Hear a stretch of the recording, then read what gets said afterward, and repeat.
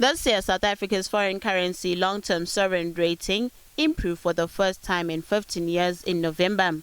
Global rating agency Standard & Poor's (S&P) raised the country's rating to BB from BB negative. The agency cited stronger growth prospects and improving fiscal outlook and reduced contingent liabilities following better performance at the country's power utility, Eskom. Efficient Group Chief Economist David Wood says while this is good news, more work still needs to be done to improve economic growth.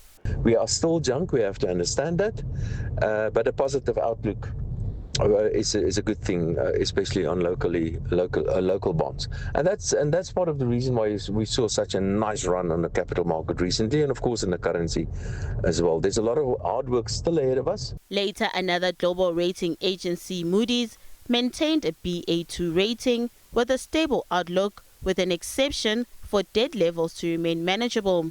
Moody's recognized positive developments in the area of structural reform in energy and logistics, but said its decision to keep the Ba2 long-term issuer credit rating was due to what it sees as low potential growth as a result of an aging infrastructure network, a weak labor market, and socio-economic inequalities.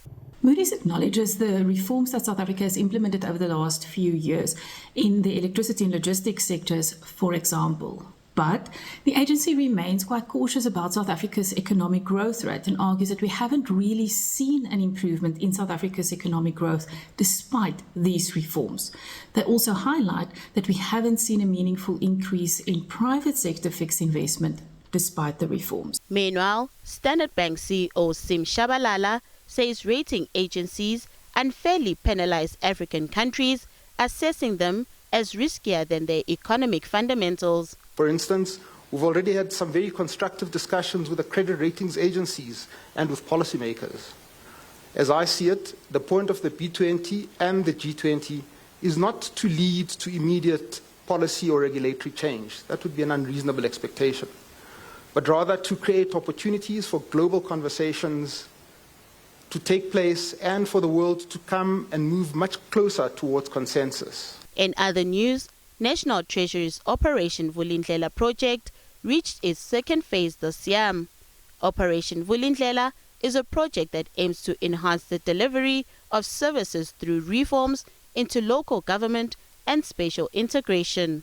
The second phase of this project targets thousands of job opportunities and a 3.5% economic growth in the coming 5 years. The performance of our cities and local municipalities is one of the main obstacles to growth, because where a city or a local government is not working effectively, people can't invest, businesses can't run, people can't go about their daily lives and get to work. We need to make sure that competent, capable people are appointed to run our municipalities. Everything from municipal manager or city manager to a CFO to other senior officials. We have to make sure that the people appointed meet the minimum requirements, that they're qualified, that they're able to do their jobs properly.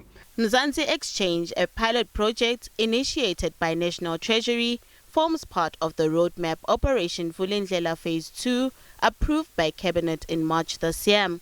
This project aims to assist government to strategically modernize its services through instant data sharing. Zanzi Exchange forms part of government's digital roadmap, which talks to job creation, especially for the youth. Zanzi Exchange, as I said, is about connecting all these different parts of that digital roadmap. And what it does is that it helps us to streamline administrative processes.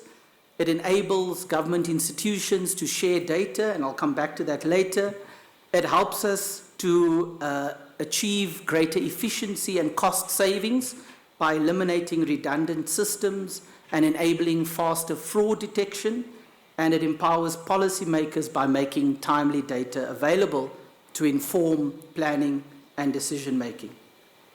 In 2024, when we started the due diligence and the design phase of the Zanzi Exchange, the team focused on 4 elements: finding the best technical architecture, prototyping secure data access systems, accessing the legal and governance landscapes, and engaging stakeholders across government.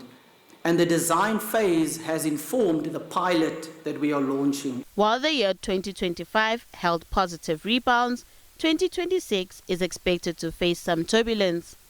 Nothando Makutulela, SABC News, Johannesburg.